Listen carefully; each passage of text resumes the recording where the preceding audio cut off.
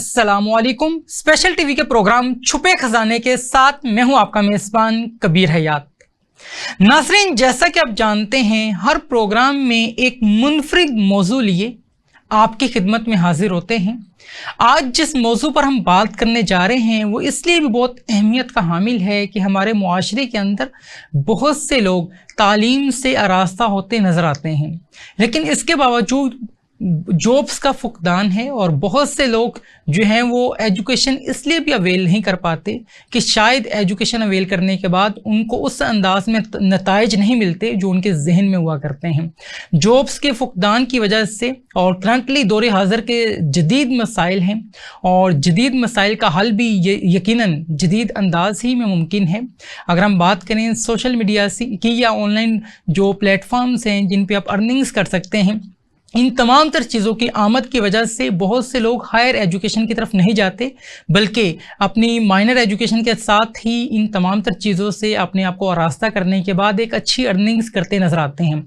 और अब ये ट्रेंड सेट बनता चला जा रहा है कि बहुत से जो स्टूडेंट्स हैं वो इंटरमीडिएट के बाद कोई ऐसे शॉर्ट कोर्सेज करते हैं और बहुत सी कुछ ऐसी स्किल्स सीखते हैं जिनसे वो फौरी तौर पे अर्निंग्स की तरफ चले जाएं और उन प्लेटफॉर्म्स के ऊपर वो काम करते नज़र आते हैं जिसके ऊपर जिन प्लेटफॉर्म्स के ऊपर काम करके वो अच्छे अंदाज में अपनी ज़िंदगी को बेहतर बना सकते हैं और अच्छा ज़रिया मुआश जो है वो अवेल कर सकते हैं।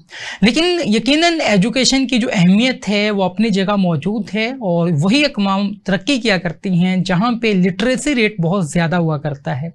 हमारे मुआशरे के अंदर अगर हम देही एरियाज़ की बात करें तो वहाँ पे तो बहुत ज़्यादा तादाद में इलिटरेट पर्सनस हमें नज़र आते हैं।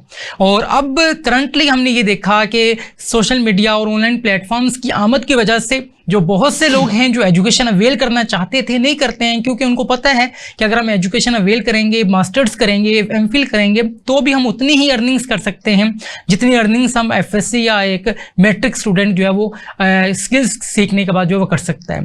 तो इस हवाले से आज हम बात करने जा रहे हैं। आज हमारे प्रोग्राम के अंदर जो वीडियो लिंक के ज़रिए हमें ज्वाइन किया है, जिन्होंने डिफरेंट प्लेटफॉर्म्स पे आपको हम सुनते हैं, बहुत मुदल्लल और जामे अंदाज में आप गुफ्तगू करते हैं और स्पेसिफिकली आपका जो मेजर टारगेट है वो यंगस्टर्स हैं। यंगस्टर्स को आप गाइड करती हैं, यंगस्टर्स की आप तरबियत करती हैं और यंगस्टर्स को आप जो है वो बेहतरीन अंदाज के अंदर एजुकेट करती हैं कि किस अंदाज में अपनी ज़िंदगी को वो बेहतर बना सकते हैं और एक पाकिस्तान के अंदर एक बेहतरीन शहरी कैसे बना जा सकता है। तरबियत के हवाले से नौजवानों की इस हवाले से कोशिश आप नज़र आती हैं डिफरेंट प्लेटफॉर्म्स पे आपको हम देखते हैं और बाई प्रोफेशन आप एजुकेशनिस्ट हैं। आइए बिला ताखिर मैम की तरफ बढ़ते हैं। आज हमें जिन्होंने ज्वाइन किया है आप हैं हमना शहजाद, एजुकेशनिस्ट हैं। मैं इंतहाई मशकूर हूं कि आपने हमें कीमती वक्त दिया। वालेकुम अस्सलाम, बहुत शुक्रिया आपके कीमती वक्त का। और आज का जो हमारा मौजू है वो यही है कि पाकिस्तान के अंदर किस अंदाज में ज़्यादा से ज़्यादा लोगों को एजुकेट किया जा सकता है और पाकिस्तान तरक्की याफ्ता ममालिक की फहरिस्त में कैसे शामिल हो सकता है एजुकेशन के पॉइंट ऑफ व्यू से। इस हवाले से मैं आगाज़ में आपसे जानना चाहूँगा, आप क्या समझती हैं कि करंटली हमने देखा कि सोशल मीडिया प्लेटफॉर्म्स की आमद की वजह से, ऑनलाइन अर्निंग्स के प्लेटफॉर्म्स की आमद की वजह से बहुत से लोग हैं जो हायर स्टडीज़ की तरफ नहीं जाते हैं। वो क्या करते हैं कि शॉर्ट कोर्सेज करते हैं, कोई ऐसी टेक्निक्स जो है वो सीखते हैं, कुछ ऐसी मेथडोलॉजीज जो है वो फॉलो करते हैं जिनसे वो अर्निंग्स फौरी तौर पे करना स्टार्ट कर देते हैं और फिर उसी के अंदर अपने आप को ग्रो करते नजर आते हैं और हायर एजुकेशन की स्टडीज की तरफ जो है वो अपने आप को नहीं ले जाना चाहते। तो आप क्या समझती हैं ये जो एक ट्रेंड सेट चेंज होने जा रहा है इसके नुकसानात क्या होंगे? देखिए, सबसे पहले तो हमें यहाँ पे ये चीज समझने की जरूरत है, what is basically education. Okay, education में अगर हम बात करें इल्म के बारे में, जब हम बात करते हैं तो इल्म बेसिकली शऊर देने से आता है। बेशक। अब शऊर साथ साथ जब हम बात करते हैं तालीम, तो तालीम जैसे कि अगर हम पाकिस्तान की लिटरेसी रेट की डेफिनेशन देखें तो पाकिस्तान का लिटरेसी रेट हमारा डेफिनेशन के मुताबिक ये है कि कोई भी ऐसा बंदा जो कि अपना नाम लिख सकता हो या पढ़ सकता हो, हम उसको लिटरेट कहते हैं। बिल्कुल ऐसे ही है। पहले डेफिनेशन पे बात करने की जरूरत है। लिटरेसी रेट के अंदर हमें एटलीस्ट बंदों को कुछ बेसिक स्किल्स सिखाने चाहिए जिसमें आपका न्यूमरेसी स्किल हो, जिसमें आपका लैंग्वेज स्किल हो, जिसमें आपका कम्युनिकेशन स्किल हो। अगर ये स्किल जिसमें आप उनको न्यूमरेसी सिखाते हो, जिनमें आप उनको लैंग्वेज सिखाते हो, जिनमें आप उनको कम्युनिकेट करना सिखाते तो ऑटोमेटिकली न्यूमरेसी के साथ एनालिटिकल थिंकिंग, कॉग्निटिव एबिलिटीज, उसके साथ साथ उनकी रीजनिंग, ये चीजें भी डेवलप। जब अगर किसी इंसान में ये तीन चीजें डेवलप हो जाती हैं तो ऑटोमेटिकली मुआशरा हमारा तालीम याफ्ता, लिटरेसी रेट इससे आता है। खाली नाम पढ़ने लिखने से, लेकिन आपको उसका लॉजिक नहीं पता और आपको एक बैंड इफेक्ट पे लगा दिया जाए तो ये लिटरेसी नहीं है। अब ये जो स्किल डेवलपमेंट की आप बात कर रहे हैं कि लोग चले जाते हैं, ये क्या है, इसकी रीजन क्या है? इसकी सबसे बड़ी रीजन ये है कि माशरे में इस वक्त तो हमारी सोसाइटी में एक inflation I, number 1। Number 2, band wagon effect है। मैंने देखा कि मेरा मोहल्लेदार ये कर रहा है, वो भाई उसके डॉलर में कमा लिया, मैं भी चली जाती हूँ। लेकिन अब क्या हो रहा है, उससे आपको पैसे तो मिल रहे हैं, आप कमा तो रहे हैं, बट आप लिटरेट नहीं हो रहे। अब इस लिटरेसी से क्या होगा कि तालीम, एजुकेशन ने जो आपको शऊर देना है कि आप लोगों से कैसे बात करो, एज अ टीम वर्क कैसे काम करो, टीम को लीड कैसे करो, लोगों के साथ मिलकर कैसे रहो, कहाँ पे आपके इंटरपर्सनल्स के उस सिर पर होते जा रहे हैं। जिसकी वजह से अगर ये लोग अब जॉब करने भी मार्केट में जाते हैं तो इनका टेम्परामेंट ही नहीं होता कि ये जॉब कर सके, क्योंकि ये लोगों के साथ मिलकर बैठना, कम्युनिकेट करना, एक ऑफिस एनवायरनमेंट में रहना, आपके सॉफ्ट स्किल्स, उसमें ये लोग बिल्कुल जीरो होते हैं। तो आपने अगर स्किल अर्न करके कमाना है तो स्किल के साथ आपके पास अब बहुत ज्यादा ऐसी को वर्किंग स्पेसेस है, वहां पे जाएं ताकि आपके पास लोगों से कम्युनिकेट करने के मौके, आपके इंटरपर्सनल स्किल्स जो है कि आपने लोगों को कैसे डील करना वो करें। हमारी जनरेशन, मैं कल एक आर्टिकल पढ़ रही थी, उस आर्टिकल में जनरेशन Z की सबसे बड़ी प्रॉब्लम जो आ रही है वो ये आ रही है कि they are not able to adjust with others. ये स्किल तो सीख लेते हैं लेकिन ये मिलजुल के रहना, जो कि आपकी एक जॉब की ब्यूटी हो, इसकी वजह से आपको रेफरल मिलते हैं, आप अदर जॉब्स लेते हो, आप आगे ग्रो करते हो, आपका करियर ओरिएंट होता है, वो चीजें। तो मैं इसको एज अ एक अलार्मिंग कह लें कि सिंबल देख रही हूँ कि आने वाले लोगों वक्त में ये लोग आइसोलेट होते हैं। जब आइसोलेशन की तरफ हमारी सोसाइटी जाती है तो फिर उसमें और बिगाड़ पैदा होते हैं। बहुत अहम बात की आपने आइसोलेशन के हवाले से। करंटली अगर हम देखें कम्युनिकेशन के हवाले से कि बहुत से जो स्टूडेंट्स हैं वो स्टडीज़ मुकम्मल करने के बावजूद भी अच्छे अंदाज में बोल नहीं पाते हैं या मुआशरे के अंदर अपनी प्रेजेंस की वजह से अपना किरदार अदा नहीं कर पाते हैं। जैसे आपने आइसोलेशन की बात की कि एक ट्रेंड सेट बनता चला जा रहा है कि हर इंसान अपने आप को या अपने मुआशी इस्तेहकाम के लिए थिंक आउट करता है और जब वो चीज़ें अवेल कर लेता है तो फिर सोसाइटी के अंदर एज आ सोसाइटी मेंबर वो परफॉर्म नहीं कर रहा होता, ना सोसाइटी को कुछ डिलीवर करना चाह रहा होता है,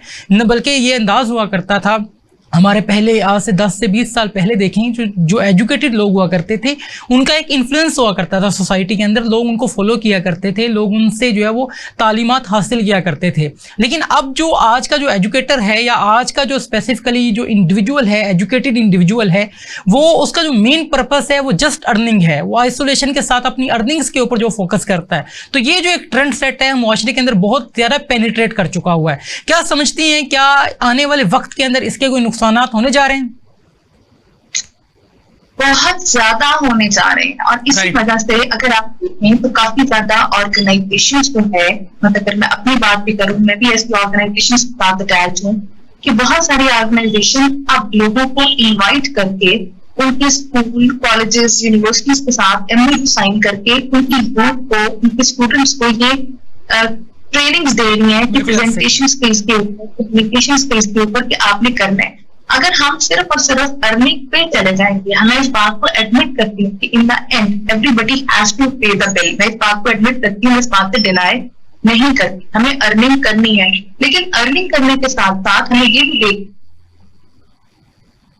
बिल्कुल ऐसा ही है। अर्निंग्स के साथ साथ हमें यह भी देखना है कि किस अंदाज में हम अर्निंग्स कर रहे हैं और हमारी प्रेजेंस की वजह से मुआशरे को हम डिलीवर्ड क्या कर रहे हैं। और यकीनन ये किसी भी मुआशरे के अंदर एक फ़र्द की जिम्मेदारी हुआ करती है कि वो अपनी प्रेजेंस की वजह से, अपनी प्रेजेंस की वजह से ना सिर्फ सोसाइटी को बेहतरीन अंदाज में परफॉर्म करके दिखाए, बल्कि उसकी जिम्मेदारी है कि वो इंसानियत की फलाह के लिए काम करे।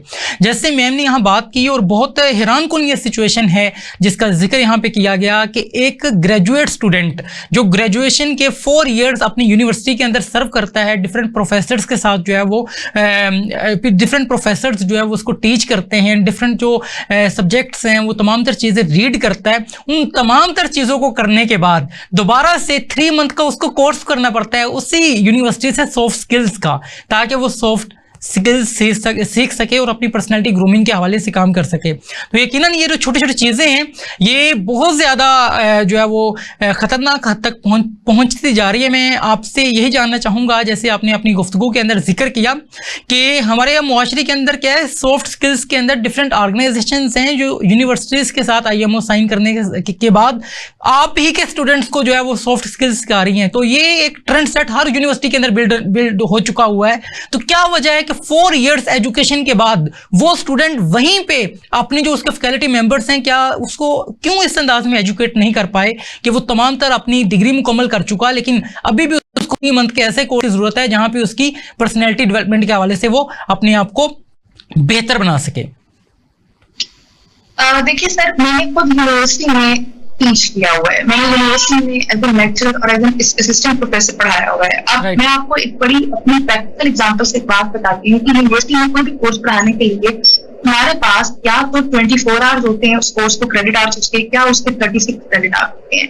24 आवर क्रेडिट आवर्स का मतलब अगर ये है कि अगर हफ्ते में हम 2 दिन पढ़ा रहे हैं तो 3 घंटे की क्लास, यानी कि 8 हफ्ते में हमने वो कोर्स खत्म करवाना है। अब 8 वर्किंग हफ्ते हैं जिसमें ब्रेक्स भी आनी है, एग्जाम्स भी आने हैं, और इसी तरीके से 36 हमारे पास घंटे होते हैं। अब एक टीचर जिसको HSC ने एक कोर्स आउटलाइन दे दी है कि आपने कंप्लीट करवानी है और उसके पास 3 घंटे हफ्ते में है, चाहे वो घंटे घंटे की 3 क्लासेस हैं या 1.5 घंटे की 2 क्लासेस हैं, वो किस तरीके से इनको सॉफ्ट स्किल सिखाएगा? उसकी तो कोशिश यही होगी ना कि मैं स्लाइड्स लगा दूं, मैं कुछ कर दूं, वो तो प्रैक्टिकल काम भी नहीं करवा पाएगा। तो वो किस तरह करेगा? अच्छा, अब एक चीज जैसे कि अगर मैं अपनी यूनिवर्सिटी जहां से मैं पढ़कर आई वहां पर बेसिकली हमारे उस्ताद क्या किया करते थे, हमारे टीचर्स क्या करते थे कि अगर देम कोर्स खत्म करवाने के वो देख लेते थे कि कौन सा बच्चा किस चीज में ब्रिलियंट है। जैसे मैं कम्युनिकेशन में जब सब्जेक्ट मैंने पढ़ा तो मेरी जो प्रोफेसर थी शी आइडेंटिफाइड कि इसकी अच्छी है, उन्होंने मेरी जिम्मेदारी लगाई कि आप अपना ये पकड़ें, ये 3 क्लास के हमारे जरा बच्चे हैं जो कि ऑडियंस को फेस नहीं कर सकते, by the end of the semester आपका प्रोजेक्ट में तब असेस करूंगी जब ये 3 बच्चे बोल पाएंगे। तो हम ये स्ट्रैटेजीज भी ऑप्ट कर सकते हैं अगर टीचर के पास नहीं है। लेकिन अगेन मैं बात वही करूंगी कि कॉर्पोरेट सोशल रिस्पॉन्सिबिलिटी ये है कि अगर बीइंग अ टीचर मेरे पास पढ़ाने का टाइम नहीं है तो even I can take help from my student. मैं कोई सोसाइटी बना दूं, मैं उसको लीड कर लूं, थोड़ा सा 5-10 मिनट दे दूं, मैं बच्चे का वो स्किल आइडेंटिफाई कर लूं कि इसमें ये है, मैं इसको पॉलिश कर सकती हूँ। मैं डेवलप करने की बात नहीं कर रही, आइडेंटिफाई करके। My teacher identified that skill and I still remember the name of my dad teacher कि उन्होंने आइडेंटिफाई किया एंड शी पॉलिश मी, मुझे बच्चे दिए। और अगर मैं आज किसी भी प्लेटफॉर्म पर खड़े होकर बोल सकती हूँ तो then all the credit goes to her. तो ये कॉर्पोरेट सोशल रिस्पॉन्सिबिलिटी है। बहुत अहम बात की आपने और बड़ा ज़बरदस्त अंदाज अपनाया इस हवाले से आपने। मज़ीद मैं आपसे ये जानना चाहूँगा कि दौरे हाज़िर के जदीद मसाइल हैं और जदीद मसाइल का हल यकीनन जदीद अंदाज ही में मुमकिन है। अगर हम करंटली बात करें जॉब्स की, पहले क्या हुआ करता था कि एक मार्केटर जो है जिसने मार्केटिंग के अंदर स्पेशलाइजेशन की है, उसको इन पर्सन जो है वो कस्टमर्स के साथ मिलना पड़ता था और वहाँ पे जाके अपने प्रोडक्ट के हवाले से गाइड करना पड़ता था। लेकिन क्या है, वक्त के साथ तमाम तर चीज़ें चेंज हो चुकी हैं और अगर हम बात करें करंटली तमाम तर चीज़ें डिजिटल प्लेटफॉर्म्स के ऊपर आ चुकी हैं। और आज का जो इंडिविजुअल है वो अगर चैट के ऊपर जो है वो चैट कस्टमर सपोर्ट सिस्टम जो है ये बहुत ज़्यादा पेनिट्रेट कर चुका हुआ है तमाम ही ऑर्गेनाइजेशंस के अंदर। आप कोई भी पैगाम किसी को पहुंचाना चाहते हैं तो चैट सपोर्ट सिस्टम के थ्रू जो है वो आप कर रहे होते हैं। तो अब ये तमाम तर चीज़ें हैं, अब हमारी उस अंदाज में प्रैक्टिस ही नहीं है। एक इंडिविजुअल जिसने यूनिवर्सिटी लाइफ के अंदर भी तमाम तर चीज़ें या तो लिखी हैं या उसने चैट के ऊपर, जैसे हमारा जो सोशल इंटरेक्शन है वो तो अब उस अंदाज में नहीं है कि हम मीटअप्स वगैरह तो नहीं करते अपने कोलीग्स के साथ, बहुत रेयरली ऐसा होता है। अगर कोई किससे बात करने की नीड है तो हम चैट के ऊपर उसको कोई मैसेज जो है वो डिलीवर कर देते हैं, वहाँ से आंसर आ जाता है। और फिर हम जब प्रैक्टिकल लाइफ में जाते हैं, करंटली बात करें, अगर मैं अपने फ्रेंड्स की बात करूं तो बहुत से मेरे जो फ्रेंड्स हैं वो चैट सपोर्ट सिस्टम की जॉब्स जो है वो करते नजर आते हैं। तो यकीनन अब ये तमाम तर चीज़ें जो है वो इन्वायरमेंट चेंज हो चुका हुआ है। तो इस दौर के अंदर अपनी कम्युनिकेशन को बेहतर बनाना क्यों ज़रूरी है और कैसे बनाया जाए? सर, सबसे पहले जब हम कम्युनिकेशन के बारे में बात करते हैं ना तो कम्युनिकेट करने के बेसिकली हमारे पास 4 स्किल है। हमने लिसनिंग है, स्पीकिंग है, रीडिंग है, राइट। हम गलती क्या कर रहे हैं? हम गलती ये कर रहे हैं कि चैट सपोर्ट सिस्टम पे हम आखिरी स्किल पे जा रहे हैं, रीड एंड राइट। ऐसे ही है। ठीक है, आप रीड, ये भी एक स्किल है, इसके लिए भी आपके पास डिफरेंट प्लेटफॉर्म्स अवेलेबल हैं। आप अगर यूट्यूब देख रहे हैं, आप सोशल मीडिया प्लेटफॉर्म इस्तेमाल कर रहे हैं, इंफॉर्मेटिव टूल इस्तेमाल कर रहे हैं, तो इंस्टेड ऑफ वॉचिंग रील्स आप कोई लिखने का या कोई इंग्लिश का प्लेटफॉर्म, जिसमें ब्रिटिश काउंसिल के प्लेटफॉर्म्स हमारे पास हैं, इंग्लिश के प्लेटफॉर्म है, फ्यूचर लर्न के हैं, एलिसन के हैं, ये बेसिकली वो प्लेटफॉर्म हैं जो कि हमें फ्री कोर्सेज करवाते हैं। आप यहाँ से अपनी रिटर्न को बेहतर बना सकते हो, लेकिन इस रिटर्न से पहले हमें कुदरत के मुताबिक सबसे पहले कम्युनिकेशन में हमारी लिसनिंग डेवलप, उस पर बात करें, देन हमारी स्पीकिंग डेवलप होती है, देन रीडिंग आती है, देन राइटिंग आती है। तो अगर आपने चैट सपोर्ट सिस्टम पे लिख के भी काम करना है, तो इसके लिए भी आपको प्रॉपर आप साथ साथ प्रैक्टिस करें। आप अपने पास, आपको आपकी डिजिटल प्लेटफॉर्म की आपने बात की, मोबाइल्स में डिक्शनरीज इंस्टॉल हो जाती है, पूरी पूरी ऑक्सफोर्ड की डिक्शनरी।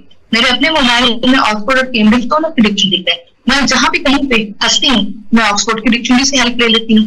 तो बेसिकली आप अपनी वोकैबुलरी इस तरीके से इन्वॉल्व कर सकते हो। अब आपने अगर रील्स की बात ही देखी, चलो कुछ लोग हैं रील्स ही देखते हैं, तो मैं देख रही थी कि बहुत सारे अच्छे ऑथेंटिक ब्रिटिश काउंसिल के चैनल थे, अपनी वोकैबुलरी बेस्ड अच्छी एनिमेटेड वीडियोस बनाती। आप रील देखते हैं, जो आप व्लॉग्स और दूसरों की चीजें देखकर आप उनको एक टाइम अपना देकर आप उनको पैसे कमाने का मौका दे रहे हैं, तो why don't you invest that time on your own learning? मेरा तो क्वेश्चन आप भी है।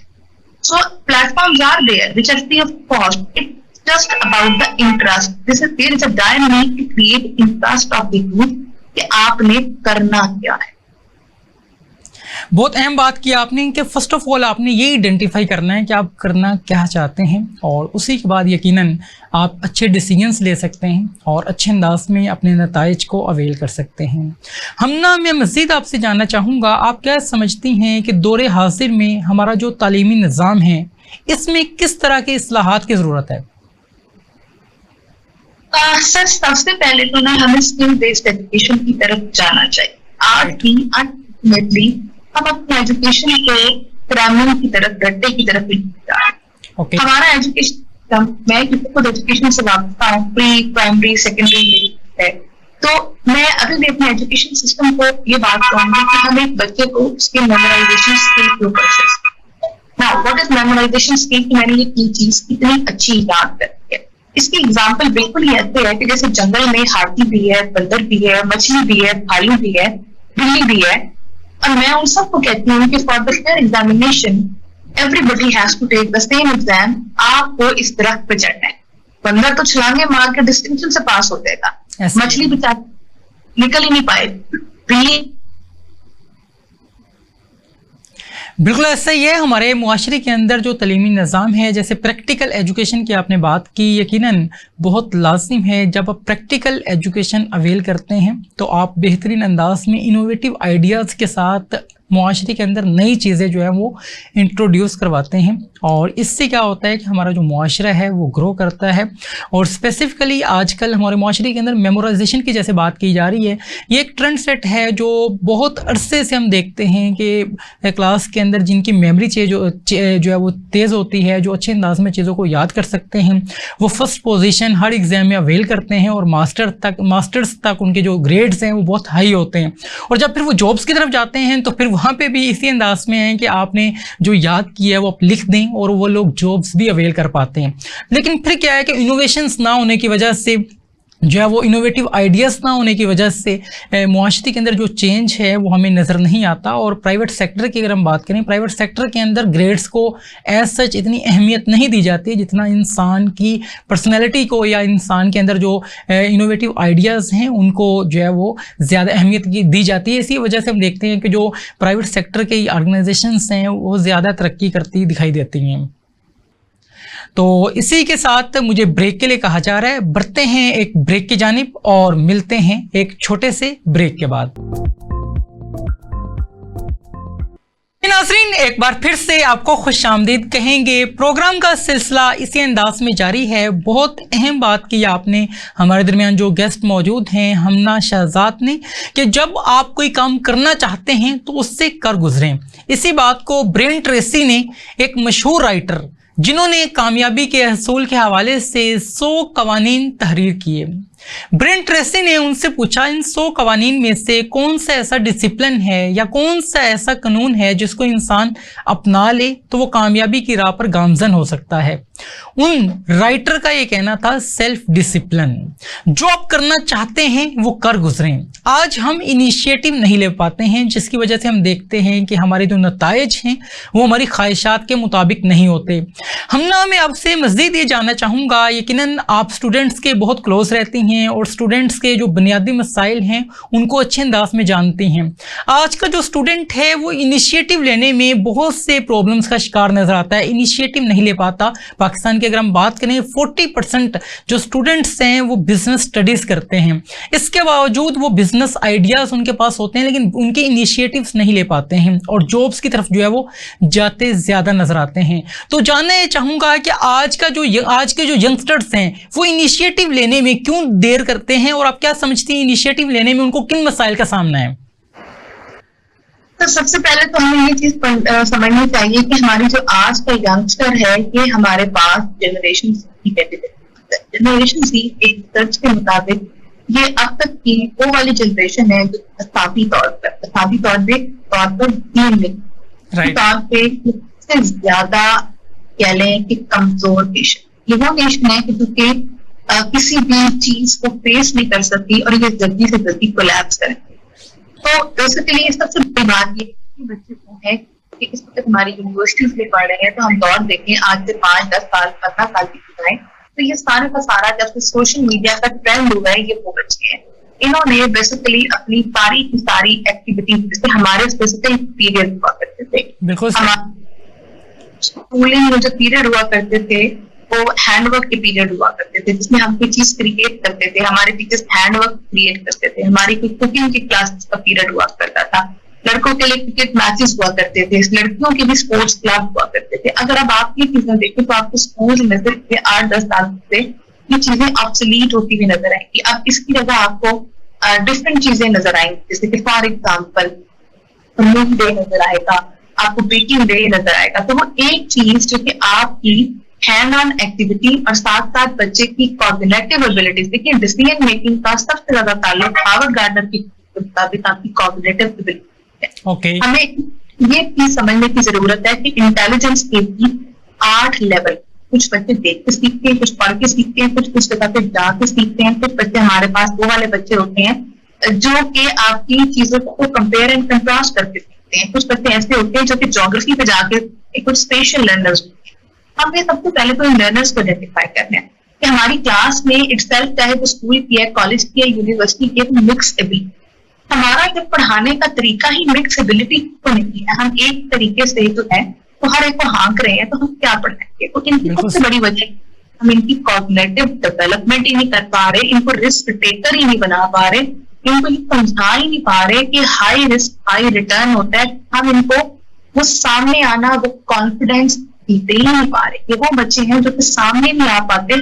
आप इनसे अच्छा लिखवा लेंगे, लिख लेंगे चैट जीपीटी की मदद से, आपकी पूरी बोर्ड की मदद से उसको पैराफ्रेज कर देंगे, पर जब टाइम आएगा सामने आके प्रेजेंट करो ये नहीं कर पाते। क्यों? कॉग्निटिव एबिलिटी फियर है ऑडियंस को फेस करने का, स्टेज फ्राइट है। जब ये फ्राइट्स आपके अंदर होंगे they are not able to take. बहुत अहम बात की आपने कि आज का जो स्टूडेंट है वो सामने आके बोलने से, सामने आके परफॉर्म करने से कहीं ना कहीं पे डर का शिकार नज़र आता है और इसकी वजह से वो अच्छे अंदाज में परफॉर्म नहीं कर पाता है। मैं मज़ीद अब आपसे ये जानना चाहूँगा, अगर हम देही एरियाज़ की बात करें तो वहाँ पे अब पहले हुआ करता था कि वहाँ पे लिटरेसी रेट जो है वो बहुत कम हुआ करता था, लेकिन अब अवेयरनेस की वजह से, सोशल मीडिया की वजह से हर इंसान मुआशी तौर पर अपने आप को मुस्तहकम करना चाहता है और कुछ हद तक वहाँ पर चीज़ें बेहतर हमें होती नज़र आ रही हैं। आप मज़ीद क्या समझती हैं कि कौन से ऐसे इक़दामात की ज़रूरत है, ना सिर्फ गवर्नमेंट लेवल पे बल्कि प्राइवेट सेक्टर को भी ऐसे इंतजामात या ऐसे एहतमाम करने चाहिए जिनसे जो है वो एजुकेशन अवेल कर सकें? तो वो कौन सी चीज़ें हो सकती हैं?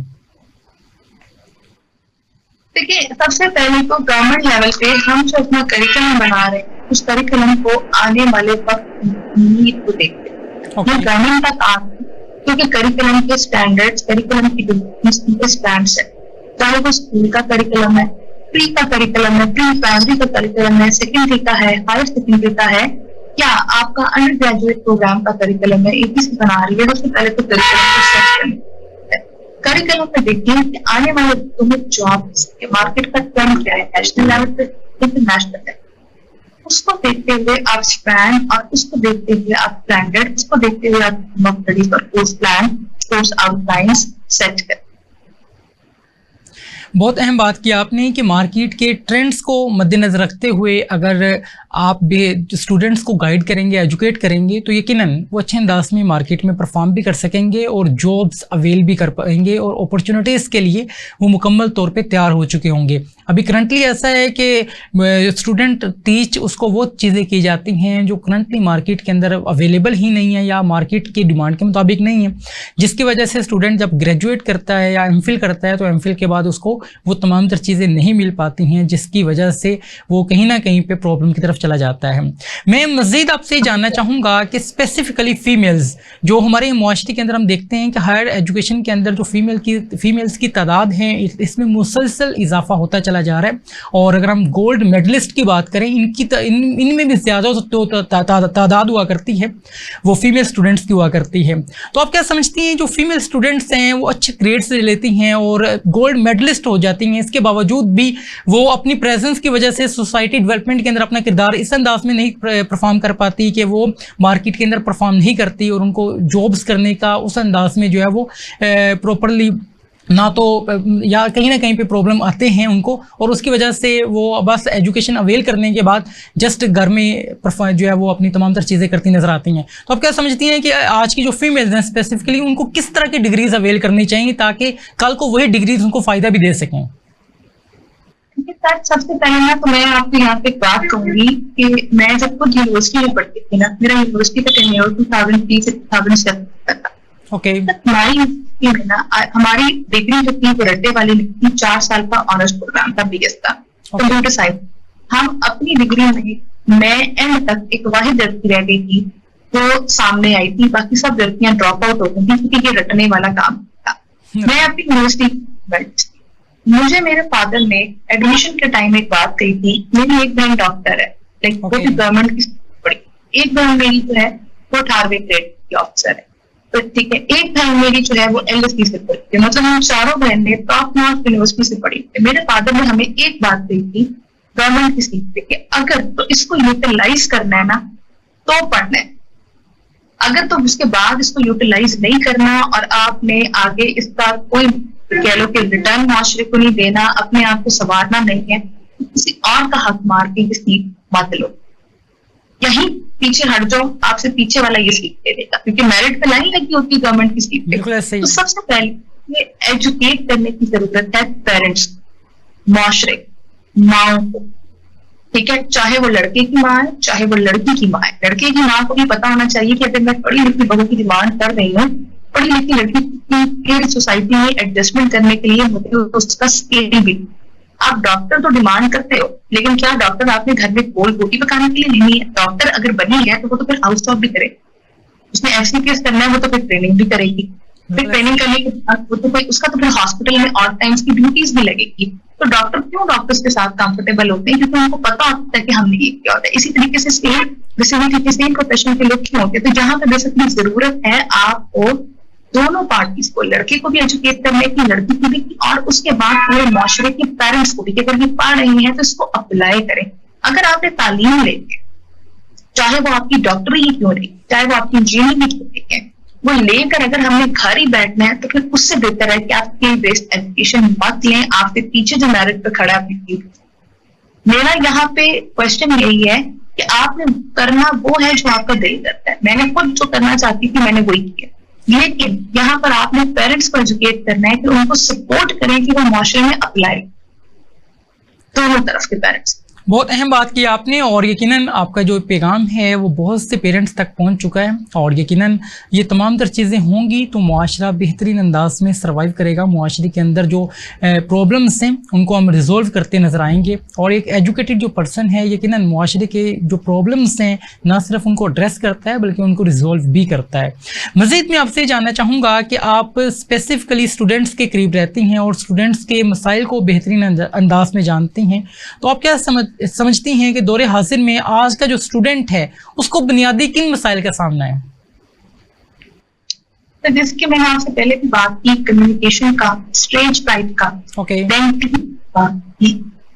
टीम वर्क, ये लोग मिलकर काम नहीं कर सकते, स्टेज फ्राइट, लोगों के सामने आकर कन्वे नहीं कर सकते, देन कम्युनिकेट वो नहीं कर सकते, देन उसके बाद अगर मैं इनसे बात करूँ, इनसे कॉन्फ्लिक्ट रेजोल्यूशन नहीं है कि अगर हमारे दरमियान हम दो लोग काम कर रहे हैं, कॉन्फ्लिक्ट आ गया, इख्तिलाफ राय आ गए, तो हम कैसे इस बात करें, काम खत्म करेंगे, इसको रिजॉल्व कैसे करेंगे। एम्पैथी नहीं है, हर बंदे को लगता है कि जो मेरे साथ हुआ बस वही हुआ, तो एम्पैथी दूसरों के साथ कि अगर इसकी जगह मैं होता, मेरे पे ये बीतती तो कैसा होता, ये कुछ चीजें हैं। बिल्कुल ऐसा ही है, ये बुनियादी चीज़ें हैं जो मुआशरे के अंदर हम अक्सर देखते हैं कि बहुत से जो स्टूडेंट्स हैं इन तमाम तर चीज़ों से दो चार नज़र आते हैं। मज़ीद मैं ये भी जानना चाहूँगा आपसे कि आप क्या समझती हैं कि हमारे मुआशरे के अंदर एक बहुत अजीबोगरीब ये ट्रेंड सेट बनता चला जा रहा है कि जो स्टूडेंट्स हैं वो देखते हैं कि फ़लाँ मेरे जो कलीग हैं उन्होंने ये डिग्री अवेल की तो मुझे भी इसी की तरफ जाना होगा, और फिर वहाँ पर वो एडमिशन भी ले लेते हैं, 4 ईयर्स स्पेंड भी कर लेते हैं। आफ्टर डैट उनको ये एहसास होता है कि मैंने तो जो किया है, मेरा तो माइंड सेट ऐसा नहीं है, मुझे तो ये नहीं करना चाहिए था। फिर जब वो जॉब्स के लिए जाते हैं तो वहाँ पे उनको प्रॉब्लम्स का सामना करना पड़ता है। तो ये जो एक चीज़ है, ये बड़े अरसे से हम देख रहे हैं, 10 to 20 ईयर्स के से ये तमाम तर चीज़ें जो है वो बहुत ज़्यादा पेनिट्रेट सोसाइटी में होती चली जा रही हैं। और दौरे हाज़िर में तो बहुत ज़्यादा है कि हर इंसान जो है वो IT इंफॉर्मेशन टेक्नोलॉजी की डिग्री से अपने आप को रास्ता करना चाहता है, ये नहीं देखता कि मैं इसके लिए बनाऊँ कि नहीं। क्या कहेंगी? देखिए सर, यहाँ पे ना हमारे माशरे में ना करियर काउंसलर, हमें एक ऑथेंटिक करियर काउंसलर, ये नहीं कि मैं भी करियर काउंसलर हूँ, ये भी career counsellor, proper career counsellor होते हैं MBTI, जैसे आई एम MBTI सर्टिफाइड, उसकी जरूरत है जो कि मल्टीपल इंटेलिजेंस के लेवल को देखते हुए आइडेंटिफाई करती है कि ये बच्चा किस चीज के लिए है। अब जैसे मैं कॉग्निटिव एबिलिटीज में अच्छी, मैं राइटिंग में अच्छी, आप मुझे आर्ट एंड क्राफ्ट का काम कहेंगे मैं नहीं कर सकती, तो अगर आप मुझे फाइनेंस में भेज देते मैं तो नहीं कर सकती थी, मैं तो अगले साल फीस आया करके ड्रॉप आउट हो जाऊंगी। ये चीज मैंने आइडेंटिफाई करवाई थी at the time of admission, मेरे पेरेंट्स ने इस पर पैसा खर्च किया था, जिसकी वजह से मैंने राइट करियर, राइट इंसान के लिए, यहाँ पर हमें करियर काउंसलिंग की कैरियर काउंसलिंग यकीनन बहुत लाजिम है, लेकिन क्या है कि हमारे माशरे के अंदर हम ये भी देखते हैं कि बहुत सी जो मिडिल क्लास फैमिलीज़ हैं, जब बच्चा मैट्रिक करता है या इंटरमीडिएट के अंदर वो एडमिशन लेता है आफ्टर FSC, उसको समझ नहीं आ रहा होता कि कौन कौन सी अपॉर्चुनिटीज़ मौजूद हैं। यहाँ तक मैंने चीज़ें देखी कि माशरे के अंदर लोगों को ये पता नहीं होता कि मेरे इतने मार्क्स के ऊपर मैं बेहतरीन जो अपॉर्चुनिटी मेरे पास मौजूद है कौन सी अवेल कर सकता हूँ, उनको अपॉर्चुनिटीज़ का ही पता नहीं होता है। फिर जब वो मास्टर्स कर लेते हैं उसके बाद वो कैरियर काउंसलिंग की तरफ जाते हैं और फिर जो है वो यकीनन वक्त गुजर चुका होता है। तो मैं जानना चाहूँगा कि जो FSC लेवल पे स्टूडेंट्स हैं, स्पेसिफिकली जो मैट्रिक के स्टूडेंट्स हैं, उनकी कैरियर काउंसलिंग कौन करेगा, और आप क्या समझती हैं कि वो अपनी सेल्फ आइडेंटिफिकेशन कैसे कर सकते हैं ताकि खुद से वो एनालिसिस कर सकें कि मैं इस डोमेन के अंदर बेहतरीन अंदाज में परफॉर्म कर सकूंगा? देखिए सर, सबसे पहली तो बात है कि करियर काउंसलर का काम ही बेसिकली जो टास्क होता है ना, वो 7वीं 8वीं पास, राइट, कि आप कौन से सब्जेक्ट्स ले लें। आप अगर O लेवल्स में हो, मैट्रिक में हो, तो आपने कौन सी डोमेन लेनी है। Do you want to go for a matric domain? Do you want to go for a language domain? और वहां पर भी आप कौन से सब्जेक्ट लेके, इवन साइंस में भी, मैट्रिक में भी हमने कंप्यूटर पढ़ना है या बायो पढ़ना है, इसका काम वहां से शुरू होता है। दूसरी चीज ये कि एक बच्चा जो कि कुछ टेस्टों में परफॉर्म कर रहा है, उससे बेहतर तो कोई जान नहीं सकता कि मैं इस सब्जेक्ट को पढ़ भी सकता हूँ कि नहीं। हम क्या करते हैं, बीइंग अ पेरेंट, हम अपनी पसंद बच्चे पे इम्पोज करते हैं। बिल्कुल ऐसा ही है। अब एक्चुअली यहाँ पर जस्ट वन मोर एग्जांपल, मैं मगर उनकी ख्वाहिश थी कि बेसिकली हम डॉक्टर बने, but I can not perform very well in biology in matric, but मेरे पेरेंट ने मेरे ऊपर जो है वो अपनी पसंद को अपोज, आप कह लें कि इम्पोज नहीं किया। मैंने उनसे कहा कि मैंने कंप्यूटर साइंस पढ़नी है आपकी FSC में फिजिक्स के साथ, उन्होंने उसको अप्रिशिएट किया। मैं वही उसी फिजिक्स के साथ, उसी कंप्यूटर साइंस के साथ मैंने उसमें ना सिर्फ PhD की बल्कि टॉप नॉच ऑर्गेनाइजेशन में बैठ कर उसको लीड भी। अब एक मेरी बहन जिसका स्किल था, उसको पसंद ही बायो साइंसेस की, उसने कहा मैंने बनना ही डॉक्टर, वो डॉक्टर है and she is child consultant. तो बेसिकली यहाँ पेरेंट को भी चाहिए कि अपनी चीजें मेरे कजिन ने ये कर लिया है, मेरे भाई के बच्चे ने ये कर लिया है, वो चीजें इम्पोज मत करें। बच्चा खुद बताता है कि मैं क्या करूं। और अब तो इतनी डिग्री आ चुकी है कि अगर कोई डॉक्टर नहीं बनता, वो न्यूट्रिशनिस्ट बन सकता है, वो माइक्रोबायोलॉजिस्ट बन सकता है। आपकी स्किल बेस्ड डिग्री इतनी ज्यादा है। कॉटन की है, तो किसी को शेफ बनने का शौक है, वो कॉटन ज्वाइन कर सकता है, हॉस्पिटल मैनेज कर सकता है। मतलब इतनी चीजें आपको वो चीज रह ही नहीं गई कि आपने ये 4-5 ऑक्यूपेशन का। ये भी एक बहुत अहम बात की आपने कि आज के दौर में अपॉर्चुनिटीज ज्यादा हैं, तो बहुत से लोग इस वजह से भी कंफ्यूज्ड होते हैं कि इतनी ज्यादा अपॉर्चुनिटीज हैं, वो बेस्ट वन सिलेक्ट नहीं कर पाते हैं। क्या कहेंगे इस हवाले से?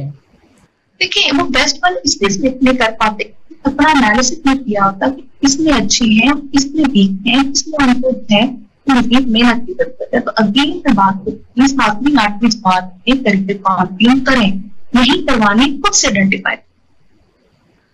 बहुत अहम बात की आपने। और मज़ीद मैं आपसे ये जानना चाहूँगा, दौरे हाजिर में जहाँ पे लिटरेसी रेट हमें बढ़ता नज़र आता है और स्पेसिफ़िकली जो सिटीज़ हैं यहाँ पे हर इंसान अपने आप को तलीमी तौर पे आरास्ता करता नज़र आता है, लेकिन हमारा जो इखलाकी पस्ती है हमारे मुआशरे की, वो मुसलसल जो है वो यकीनन पस्ती का शिकार है और इखलाकी तौर पर हम गिरते चले जा रहे हैं। एक मैं ओवरऑल मुआशरे की बात कर रहा हूँ। इसकी वजह से हम देखते हैं कि बहुत सी अजीबोगरीब चीज़ें डेली बेसिस के ऊपर डिफरेंट प्लेटफॉर्म्स के ऊपर हम देख रहे होते हैं। तो बीइंग एजुकेटर, आप क्या समझती हैं कि एजुकेशन के साथ साथ इखलाकी तौर पे अपने आप को बेहतर बनाने के हवाले से क्या करना चाहिए एक इंडिविजुअल को?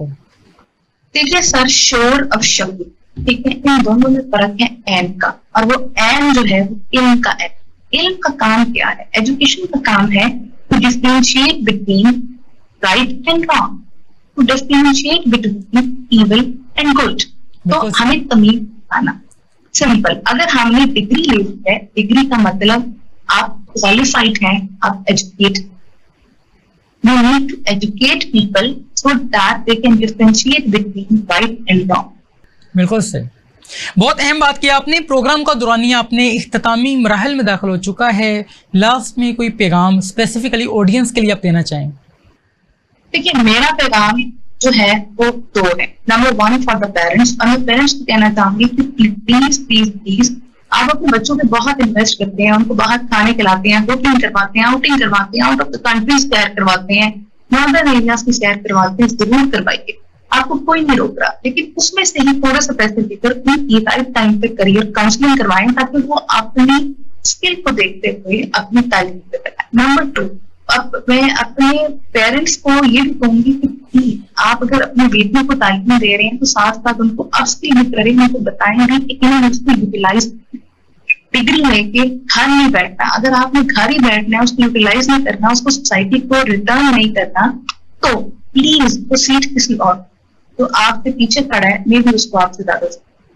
और बच्चों को मैं इतना कहूंगी कि आप लोग स्टूडेंट्स हैं, आप लोग बहुत ज्यादा टाइम सोशल मीडिया पे लगाते हैं। मैं सारा दिन यूनिवर्सिटीज पे देखती हूँ, स्कूल पे देखती हूँ, आप लगाते हैं। आपको सोशल मीडिया पे टाइम स्पेंड करने से मेन, बट सोशल मीडिया का इस्तेमाल करें किसी स्किल को। It can be a presentation, it can be a competition, बहुत एनी अदर थिंग कि आपको जरूरत है उसके। बहुत अहम पैगामात दिए आपने पेरेंट्स के लिए भी और स्पेसिफिकली बच्चों के लिए भी। यकीनन ये तमाम तर चीज़ें अगर हम अपनाएंगे तो हम मुआशरे के अंदर बेहतरीन अंदाज में परफॉर्म कर सकते हैं। और आज हमारे मुआशरे को ज़रूरत है आज के इंडिविजुअल की कि वो बेहतरीन अंदाज के अंदर अपनी प्रेजेंस की वजह से सोसाइटी की डेवलपमेंट के अंदर अपना किरदार अदा कर सके। आज का जो मौजू है इस हवाले से बहुत मुदल्लल अंदाज में हम ना हमारे दरमियान मौजूद रहें जिन्होंने डिस्कस किया, और देखते हैं हम डिफरेंट प्लेटफॉर्म्स के ऊपर इस तरह के मौज़ूआत के हवाले से अक्सर आप स्टूडेंट्स को गाइड करते नजर आते हैं। और यकीनन ये मार्कातुल आरा मौजू है, इसके ऊपर मुकम्मल तौर पर डिस्कशन करना एक सेशन में नामुमकिन है, लेकिन फिर भी बहुत हद तक आपने बहुत सी चीज़ों के हवाले से आज के प्रोग्राम के अंदर डिस्कस किया। मैं इंतहाई मशकूर हूँ, आपने हमें कीमती वक्त दिया और बहुत मुदल्लल और जामे अंदाज में गुफ्तगू किया आपने। जी नाज़रीन, इसी के साथ आज के प्रोग्राम से इजाज़त चाहूँगा। अपने मेज़बान कबीर हयात को इजाज़त दीजिए इस उम्मीद के साथ कि अगले प्रोग्राम में एक नए मेहमान के साथ एक मुनफरिद मौजू लिए आपकी खिदमत में हाजिर होंगे। जब तक के लिए खुदा हाफिज़।